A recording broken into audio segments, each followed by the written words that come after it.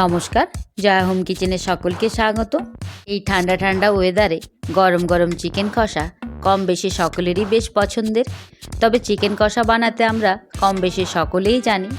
আজকে চিকেন কষার রেসিপিটি হবে সম্পূর্ণই আলাদা, যা খেতে হয় ভীষণ ভালো। অবশ্যই সম্পূর্ণ রেসিপিটির পাশে থাকবেন ও চ্যানেলটিকে লাইক শেয়ার সাবস্ক্রাইব করে এই ছোট্ট চ্যানেলটিকে এগিয়ে নিয়ে যেতে সাহায্য করবেন। প্রথমেই আমি কয়েক পিস চিকেন নিয়ে নিয়েছি, আর চিকেনের পিসগুলোর মধ্যে মাখিয়ে নেব অর্ধেক পাতি লেবুর রস। সাথে আমি দিয়ে দেব বেশ কিছুটা থেতো করে রাখা আদা ও কিছুটা থেতো করে নেওয়া রসুন। থেতো করে নেওয়া আদা ও রসুন চিকেনের পিসগুলোর সাথে ভালোভাবে মাখিয়ে নেব। এখানে আমি আদা রসুন বেটে না দিয়ে থেতো করে নিয়েছি।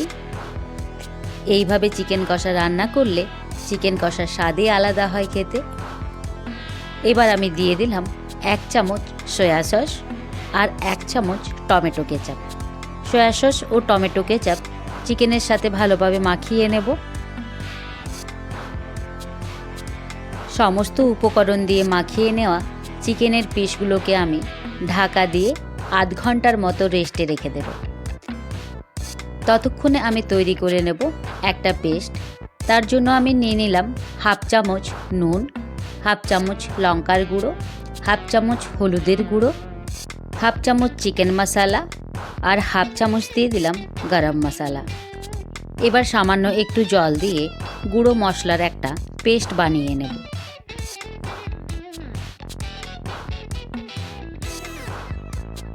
এবার কড়া গরম করে নিয়ে দিয়ে দেব বেশ কিছুটা সর্ষের তেল। তেল গরম করে নিয়ে তেলের মধ্যে দিয়ে দেব 1/2 চামচ চিনি আর একটা তেজপাতা। চিনিটা চাইলে দেবেন, না হলে না দেবেন। তবে চিনি তেলের মধ্যে দিয়ে লাল করে নিলে রান্নায় বেশ সুন্দর একটা কালার আসে। সাথে আমি কয়েকটা গোটা গোলমরিচ দিয়ে দিয়েছি। একটু ভাজা ভাজা করে নেওয়ার পর দিয়ে দেব কুচিয়ে রাখা একটা পেঁয়াজ ও একটা কাঁচা লঙ্কা। পেঁয়াজ আর লঙ্কা যতক্ষণ না নরম হয়ে আসছে ততক্ষণ বেশ ভালোভাবে ভেজে নেব।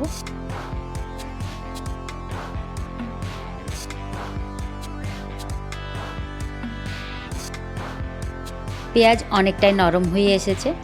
এখন আমি দিয়ে দেব মাখিয়ে রাখা মাংস। মাখিয়ে রাখা মাংস দেওয়ার পর পেঁয়াজ আর লঙ্কার সাথে বেশ অনেকক্ষণ ধরে ভাজতে থাকবো, যতক্ষণ না মাংসের গা থেকে তেল ছেড়ে আসছে। এই সময় আমি কোনো রকম মশলা বা জল কিছুই ব্যবহার করব না, যতক্ষণ না চিকেনের পিসগুলো বেশ ভালোভাবে ভাজা হচ্ছে। এখন আমি চিকেনের পিসগুলোকে নাড়াচাড়া করে নিয়ে তেল না ছাড়া অবধি ভেজে নেব।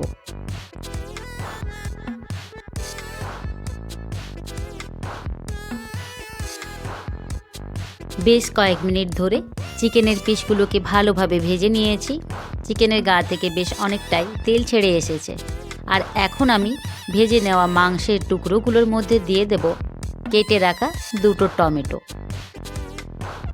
টমেটো দিয়ে একটু নাড়াচাড়া করে নেওয়ার পর দিয়ে দেব ফেটিয়ে রাখা 4 থেকে 5 চামচের মতো টক দই। টক দই দেওয়ার পর মাংস বেশ ভালোভাবে কষাতে থাকবো। অনেকেই তো অনেক রকমভাবে চিকেন কষা রান্না করে খেয়েছেন। একবার এইভাবে চিকেন কষার রেসিপি বানিয়ে দেখুন, খেতে ভীষণ ভালো হয়। রেসিপিটি একটু আলাদা, কিন্তু সকলেরই বেশ পছন্দ হবে এইভাবে রান্না করলে। রেসিপিটি ভালো লাগলে অবশ্যই চ্যানেলটির পাশে থাকবেন। টক দই দেওয়ার পর চিকেনগুলোকে একটু কষিয়ে নিয়েছিলাম। এবার আমি তৈরি করে রাখা গুঁড়ো মশলার পেস্ট চিকেনের মধ্যে দিয়ে দেব। আমি কিন্তু রান্নার মধ্যে কোনো রকম জল ব্যবহার করিনি। এবার একটা ঢাকা দিয়ে গ্যাসের আঁচ লোতে রেখে বেশ কিছুক্ষণ আমি রান্নাটা হতে দিয়েছিলাম। মাংসগুলো আমার খুব সুন্দরভাবে সেদ্ধ হয়ে গেছে, আর মশলাটাও তার সাথে বেশ ভালোভাবে কষানো হয়ে গেছে।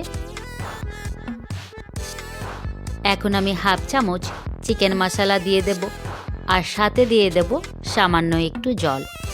আমি এই একটু জল ব্যবহার করলাম, বাকি পুরো রান্নাটায় আমি আর কোনো জল ব্যবহার করিনি, যাতে মাংসের ভিতরে চিকেন মশলার স্বাদ পাওয়া যায়। জল ও মশলা দেওয়ার পর গ্যাসের আঁচ আমি হাইতে রেখে বেশ ভালোভাবে ফুটিয়ে নিয়েছি। মাংস পুরো মাখা মাখা হয়ে গেছে। এই পদ্ধতিতে একবার লাল লাল ঝাল ঝাল গরম গরম চিকেন কষা বানিয়ে দেখুন, যা শীতের এই ঠান্ডায় খেতে ভীষণ ভালো লাগবে। এবার গরম গরম চিকেন কষা একটা পাত্রে উঠিয়ে পরিবেশন করে নেওয়ার পালা। আজকের এই চিকেন কষা রেসিপিটি আপনাদের ভালো লাগলে অবশ্যই তা লাইক ও কমেন্টের মাধ্যমে জানাতে ভুলবেন না। আর যদি রেসিপিটি ভালো লাগে চ্যানেলটিকে লাইক শেয়ার সাবস্ক্রাইব করে এই ছোট্ট চ্যানেলটির পাশে থাকবেন। ধন্যবাদ সকলকে।